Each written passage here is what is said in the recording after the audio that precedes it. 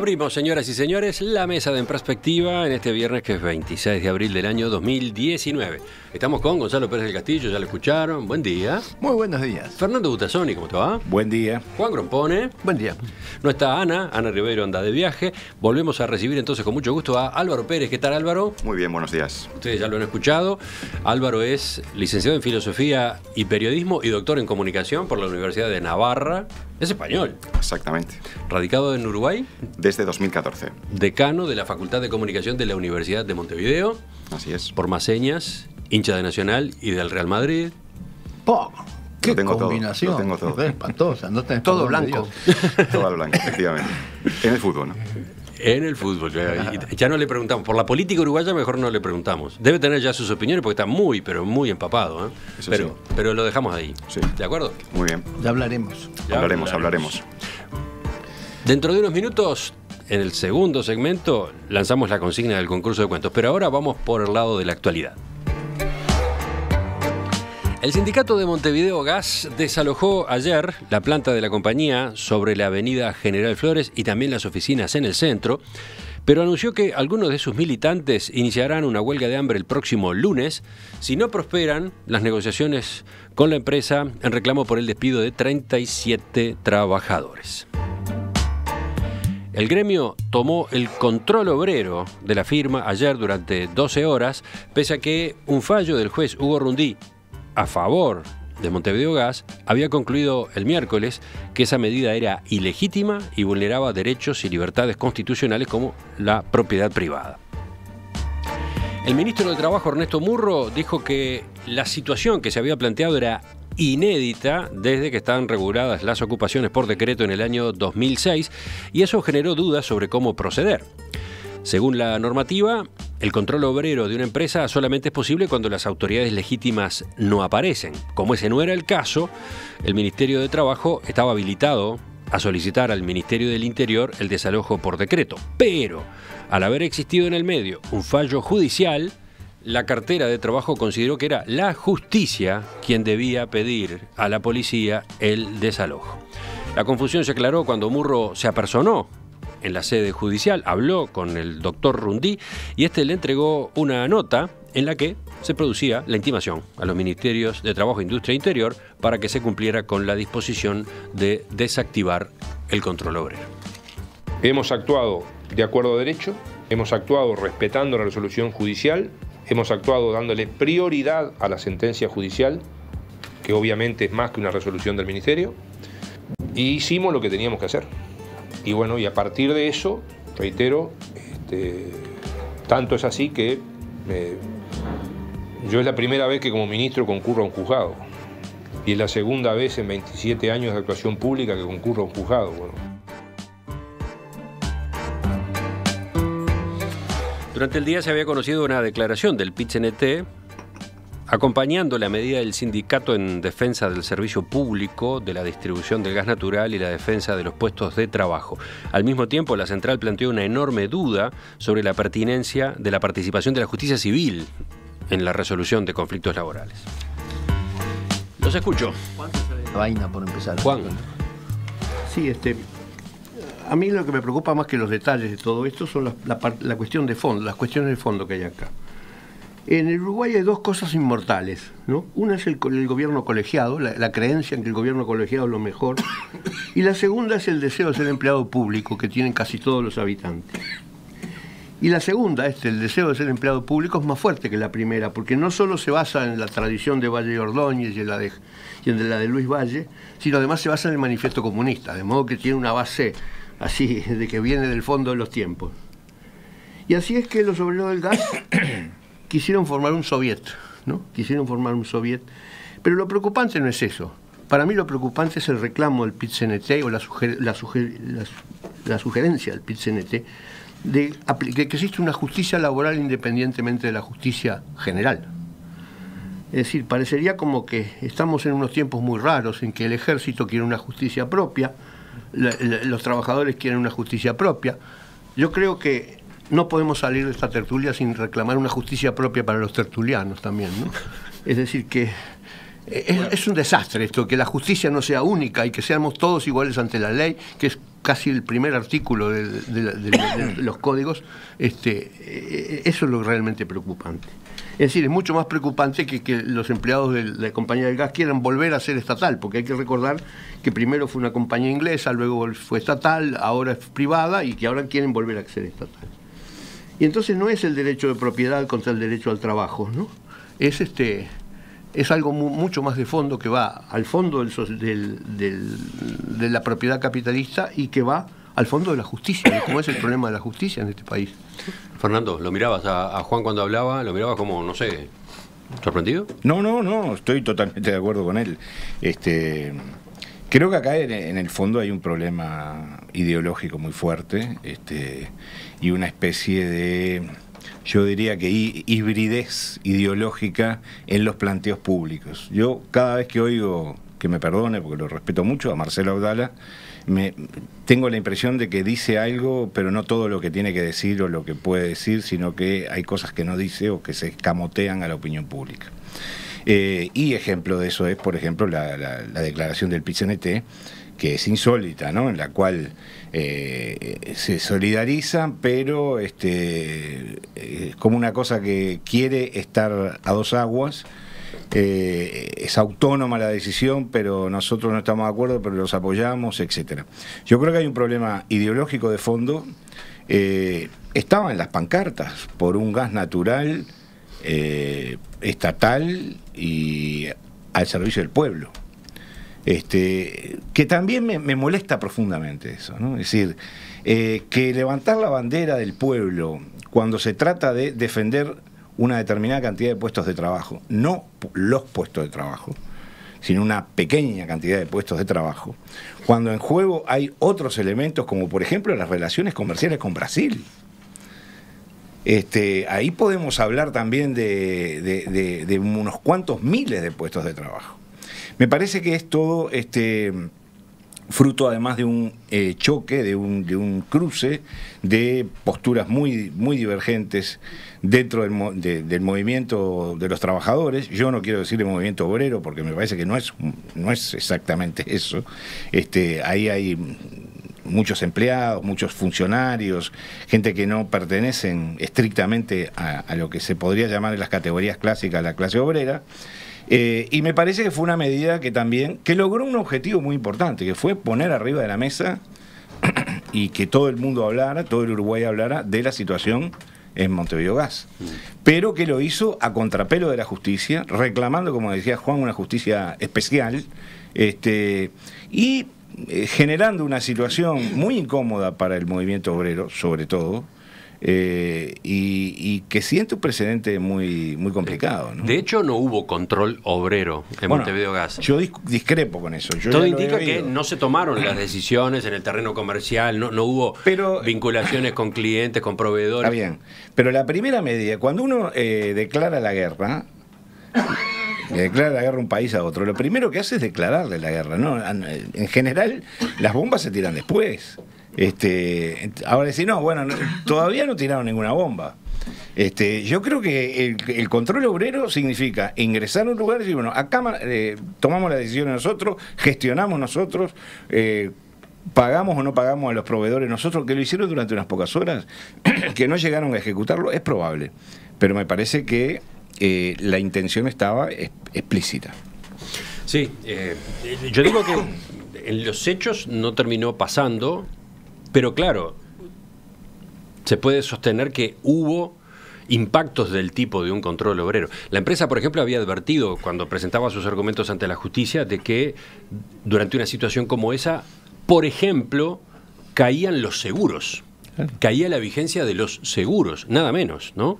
En fin, la relación con los bancos se alteraba, etcétera.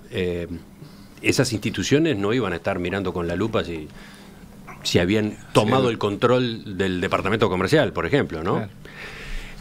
O sea, simbólicamente, desde el punto de vista de la historia de las relaciones laborales en Uruguay, el día de ayer fue importante. Sí.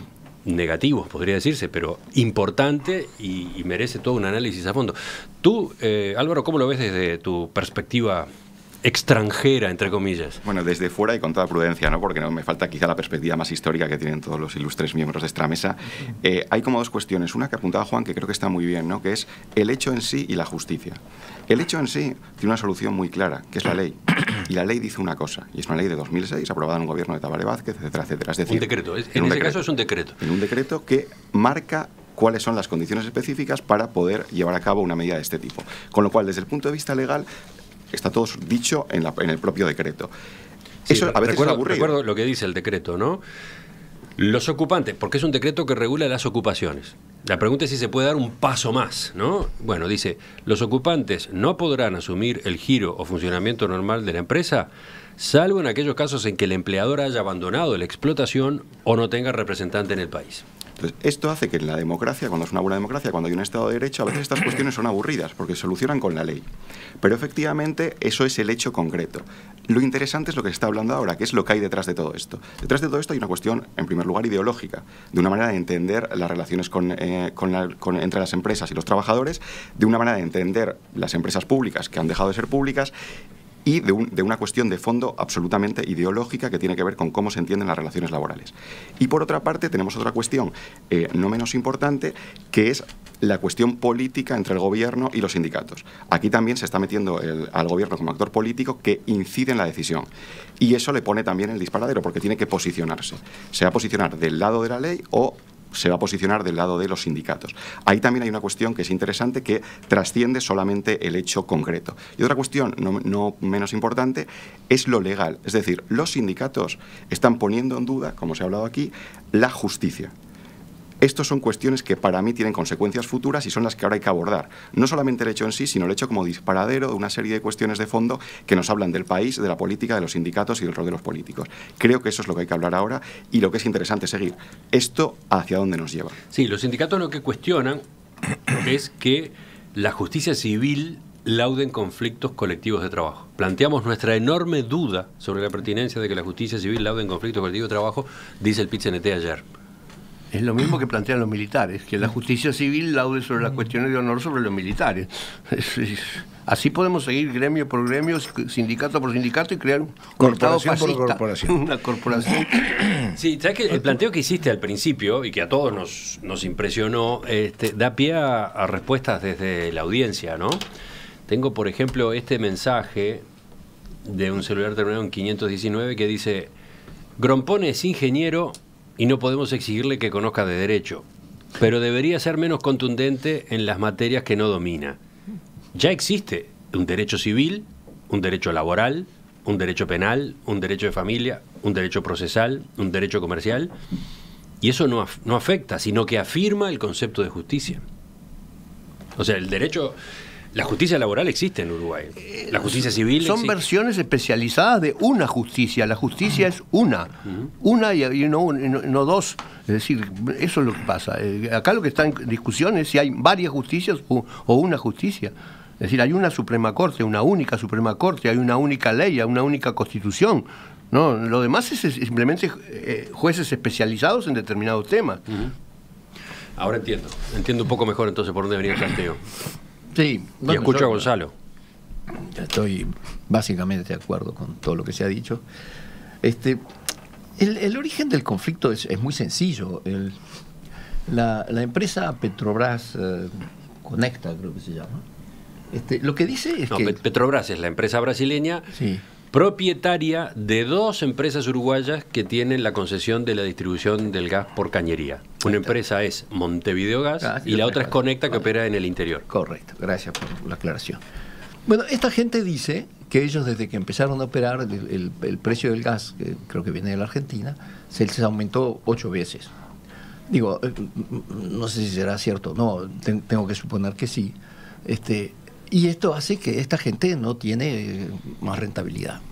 Y entonces entra en un proceso de reajuste, y dentro del reajuste una de las cosas es cortar personal. Es un clásico conflicto en una empresa, y se resuelve con estas negociaciones y a veces huelgas. Y bueno, es lo normal.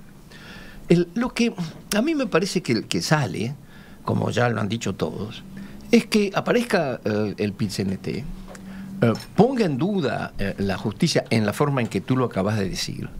Pero fueron más allá de eso, porque incluso uno de ellos dijo, en algún momento tendremos que conversar con la justicia.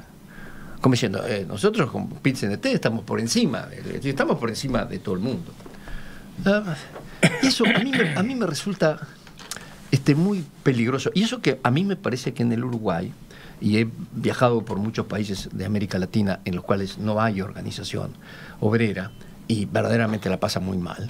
Así que yo creo que en el Uruguay todo el movimiento obrero y el movimiento sindical ha dado a este país muchísimos beneficios.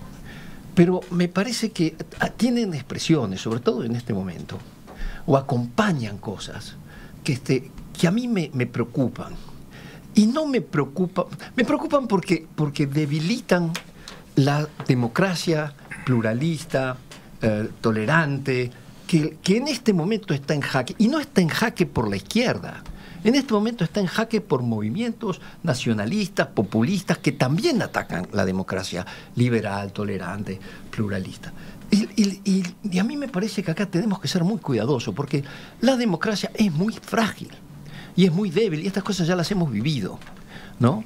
Así, hay frases y posiciones que yo vi ayer que a mí me preocupan. A mí me preocupa que aparezca Zabalza a invitar a los obreros a decir, vengan todos muchachos a celebrar los 30 años del fallecimiento de Raúl Sendic, y mezclar eso con estas cosas.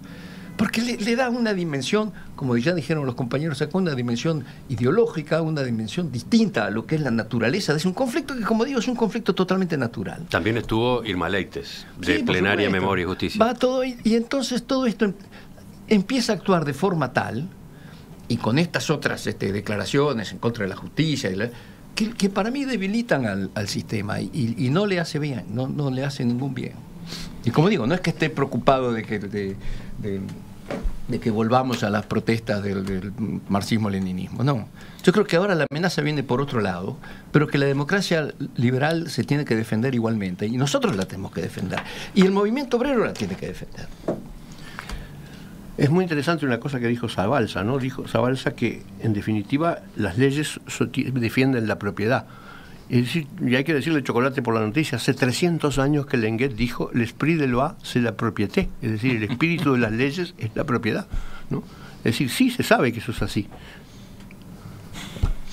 Sí, yo quería señalar, subrayar, digamos, que en realidad en todo, en la vida social en general, la ideología es lo que termina determinando la conducta que las personas llevan adelante. Y acá hay un problema que es una mezcla curiosa, ¿no? Como de posmodernismo sindical, por un lado, y una especie de mirada retro o de postura retro que pretende volver a los tiempos perimidos de los años 30 o 40 desde el punto de vista de las luchas de clase, porque justamente el lenguaje y digamos la expresividad, la estética incluso, que no hay que despreciarla en el análisis de las coyunturas políticas, reflejan claramente esas posturas muy dispares entre sí, algunas muy cercanas a las de los trabajadores de Montevideo Gas, y otras muy alejadas, mucho más cercanas a determinadas posturas políticas dentro de la izquierda. Pero yo creo que eso está jugando un papel determinante. Dentro de la izquierda hay sectores que ven con cierta afinidad esos movimientos. El acto de la semana que viene, del 1 de mayo, virtualmente está fracturado el movimiento de los trabajadores. Hay sectores que no van a participar, ya en años anteriores tuvieron actos alternativos, etcétera. Es decir, acá hay un problema ideológico de fondo, que es qué concepto hay de la ley, de la propiedad y de la dinámica de la historia. Y bueno, me parece que lo mejor que podrían hacer todos los actores de este pequeño retablillo es decir qué concepto tienen de esas cosas. ¿Cuál es el futuro de la sociedad que consideran más adecuado para el Uruguay? ¿Qué plan tienen para llevarlo adelante? ¿Qué significa el control obrero? ¿Qué significa? Entonces me parece que discutir de eso es discutir de la esencia de los programas políticos, del realismo o del realismo mágico de los programas políticos. Sí, yo quiero aclarar una cosa porque después se malinterpreta. Yo creo que la amenaza realmente hoy día a la democracia viene por estos grupos de derecha. Pero en el Uruguay, yo creo que todavía todo ese discurso comunista profundo y absolutamente inflexible que sigue existiendo y que está muy presente en el PIT-CNT, sigue siendo un problema muy serio para el Uruguay. Lo quiero decir porque después me van a decir, pensaste que... Acá en el Uruguay el tema, en la mayor parte de los países, incluso, ni que hablar de los países de la Unión Soviética, eso, el comunismo ahí no existe más, pero en Europa, y tú me podrás desmentir, los países como los grandes partidos comunistas que existieron no existen más, no tienen más ese nombre, no quieren recordar eso. Nosotros acá seguimos con gente que nos da lecciones, como hace 40 o 50 años, sobre que este es el futuro de la humanidad. Y es insólito, así que quería decir eso también, aunque yo creo sinceramente que hoy día la amenaza viene por otro lado, pero esta gente acá no sigue teniendo con ese discurso y no afloja. Bueno, hay alianzas, ¿no? Recordemos la alianza entre von Ribbentrop y Molotov, que se repartieron el Báltico, Polonia, Checoslovaquia, etcétera, ¿no? Es decir, te quiero decir, sectores de los más conservadores de la ultraderecha se pueden aliar en determinadas circunstancias con sectores de la izquierda más ortodoxa del siglo XIX. ¿Viste? Porque me gusta, redondea mis conceptos. Más temprano entrevistamos al doctor Juan Raso, catedrático de Derecho Laboral. Y uno de los puntos que aparecía en la entrevista es este que recién estábamos mencionando, la postura que adoptó ayer el PIT-CNT. Uno de los puntos de la declaración emitida ayer, ese donde se dice, planteamos nuestra enorme duda sobre la pertinencia de que la justicia civil laude en conflictos colectivos de trabajo. El doctor Raso decía, efectivamente estamos ante una novedad, esto es relativamente nuevo. Las empresas, ante situaciones de ocupación y similares, han ido recurriendo a la justicia civil. Y decía él, lo que está fallando acá es la autorregulación. El propio PIT-CNT tendría que manejar este tema de otra manera y ha estado escapándole a esa obligación que de hecho tiene. Un poco en esta línea viene este mensaje de Osvaldo que dice, no perder de vista que antes del decreto, que es un acto administrativo del Poder Ejecutivo, están los derechos resguardados en la Constitución, el contrato social, máximo marco regulatorio de las relaciones entre ciudadanos. Y eso es lo primero que debe respetarse. Es a ese nivel que han argumentado las empresas, cuando por ejemplo se han presentado en el caso de Montevideo Gas a una acción de amparo. Por otro lado, dice el oyente, las decisiones judiciales se revisan en procedimientos establecidos y la crítica pública utilizada por el PIT-CNT no es uno de ellos. Hay procedimientos establecidos para revisar una decisión judicial. La justicia, las decisiones de los jueces, se respetan o se incurre en desacato. No hay términos medios, no hay subterfugios. ¿Algo más? ¿Algún apunte más? No, nada más. Bueno, simplemente por retomar un poco el guante de Gonzalo con el tema de la izquierda y el comunismo, efectivamente ha desaparecido como tal en buena medida en Europa, pero sí que con un tinte postmoderno han surgido algunas asociaciones, algunos partidos específicos. Podemos en España, con un marcado carácter populista, y Syriza en Grecia, que está en el gobierno. Es cierto que al llegar al gobierno se ha suavizado un poquito, ya es un partido socialdemócrata, pero existe ese fenómeno, aunque coincido contigo en que efectivamente el desafío viene más por el otro lado, por el nacionalismo extremo, y ese tipo de visión. Pero es cierto que, y está muy bien que se hable de esto y que se ponga en esta mesa, creo que el problema es de fondo. O sea, estamos en un momento en el que está cambiando el mundo. Y lo que está en juego, lo que ponen de manifiesto este tipo de cuestiones, son lo que hay detrás. ¿Qué mundo queremos? Sí, pero sabemos que tenemos que defender. La democracia liberal, por supuesto. Este es el tema. El problema de la democracia liberal es que a veces es poco sexy, es más aburrida, porque es un Estado de derecho. Y a veces la gente tiene, bueno, pues la vocación de... No, y además que, como es tolerante, tolera. Y a veces tolera demasiado y cuando llega un momento en que voy a decir, bueno, ya está, se perdió. Y ya nos pasó. No es que esto es una cosa que me estoy inventando ahora, es una cosa que ya nos pasó.